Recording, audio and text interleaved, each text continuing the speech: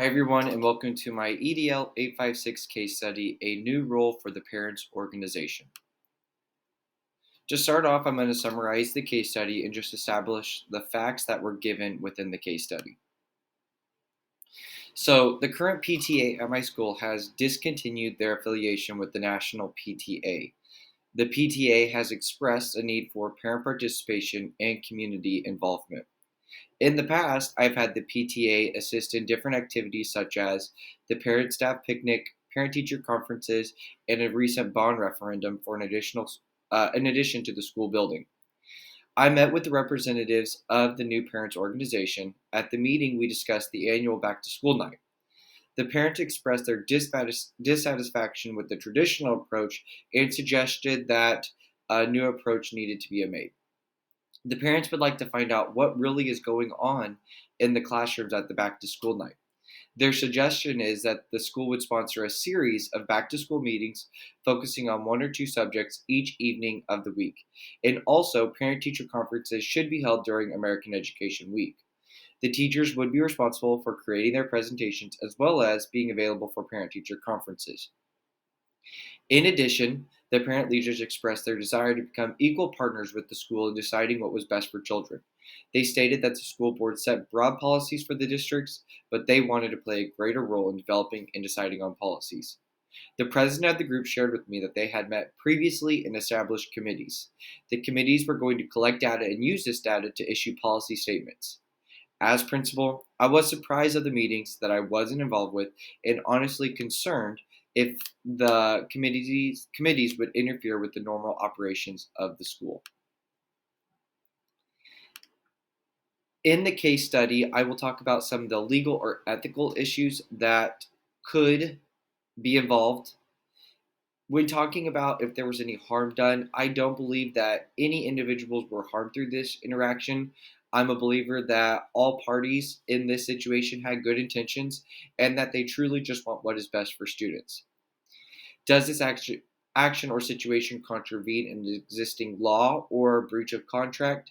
The PTA did disaffiliate from the national organization, so they now act as an independent entity. Some of the suggestions made from the PTA, such as suggesting teachers to participate in a series of back to school meetings as well as parent teacher conferences, could be a breach of teacher contract.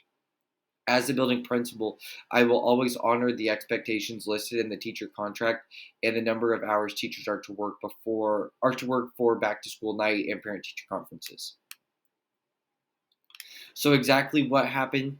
The school PTA is requesting that the school sponsor a series of back to school meetings led by classroom teachers as well as parent teacher conferences because the traditional model leaves them more confused than informed.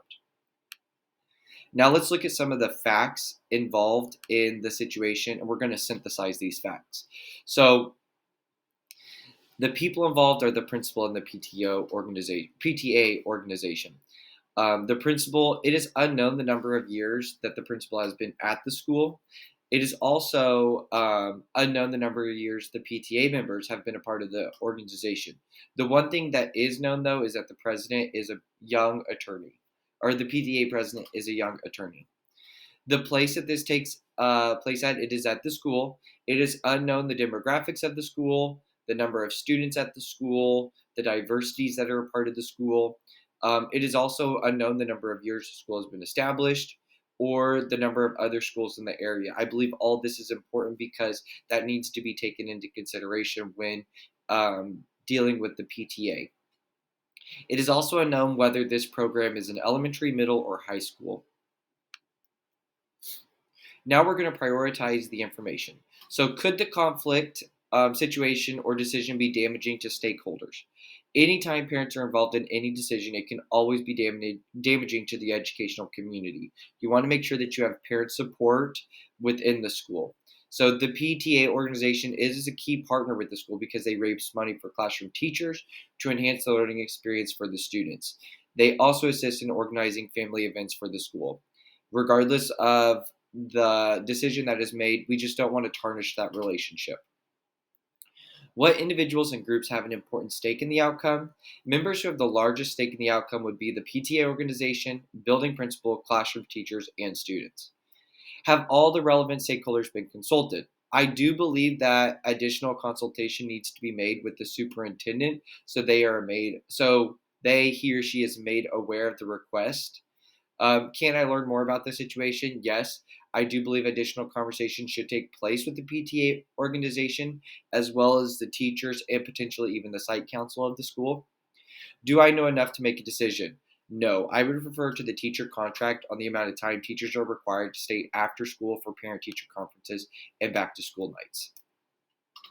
So I listed out two potential options, and then in addition, intermediate strategies that I would definitely tackle when dealing with this situation. So the first option is just to do nothing, which means that the PTA group would fulfill their back to school night vision as well as hosting the parent teacher conferences during the week of the American Education Week. Option two would present an alternative idea that is a compromise to the back to school series, which means that rather than hosting several sessions throughout a few weeks, present the idea of a student led back to school night roughly 1 month after school begins. And then intermediate strategies that I would absolutely implement would be to consider the PTA regaining their national affiliation. This would just kind of give them that contract and processes and procedures that they are expected to follow. Also, just encourage the PTA to establish a mission and vision statement that focuses their organization's purpose. And lastly, remind the PTA to ensure that there is a teacher or administration representation at their meetings, so there is regular two-way communication with them, so the school can be informed of the group's happenings. Next, I will evaluate the options, the pros and cons of option one and option two. So, option one was do nothing.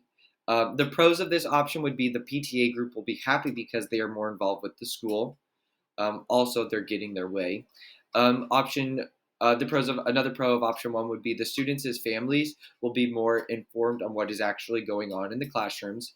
The cons, though, the teachers may be upset with me because I'm creating additional workload for them. This change might not follow district policy, and it could also create an imbalance of power moving forward. And the committees that the PTA group have created could become power hungry and do more harm than good for the school. The pros of option two, which would be the student led back to school night, is that the students become involved and take ownership of what they are doing and learning in class. The PTA group will be happy because they are learning from their children or their students. The students' families will be more informed on what actually is going on in the classrooms, and the classroom teachers will be relieved that additional nights and workloads won't be expected of them. The cons of this would be instruction time will be used for teachers to guide students in their presentations. Back to school night will happen later in the first semester, and some members of the PTA group may still feel indifferent on the situation. I believe the best option though would be presenting the student-led back to school night. The best decision would be presenting to the PTA group the student led back to school night, reminding the parents of what they wanted out of the back to school night, which was to be more informed of what was happening in the classroom.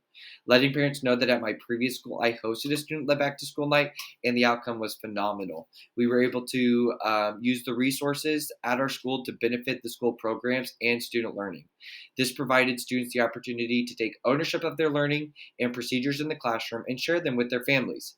It also increased parent involvement because the students wanted their families to see the hard work that they did.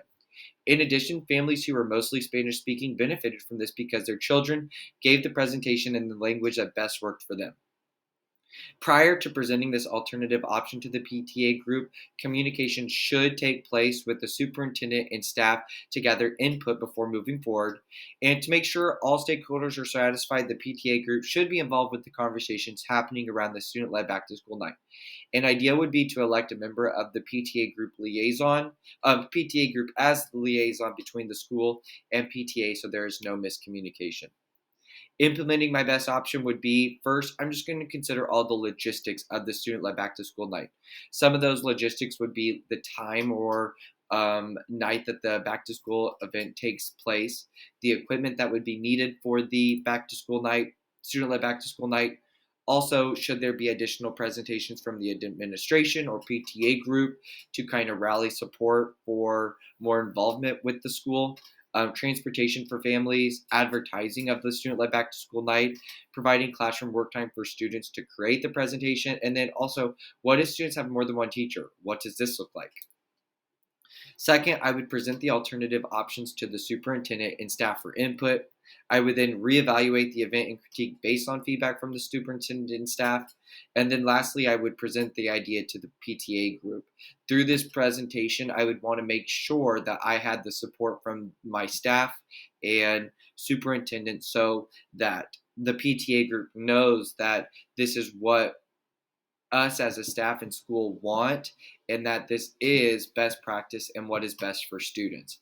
So always revisiting what their reason why they wanted to strail away from the traditional approach was because they wanted to be more informed, that this would be that best option.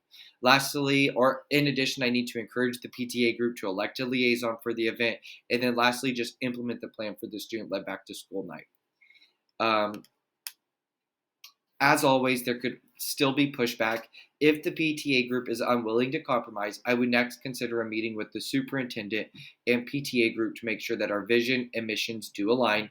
I would remind the PTA group that I want to collaboratively engage and cultivate relationships with our diverse community members, partners, and other constituencies for the benefit of the school improvement and student development.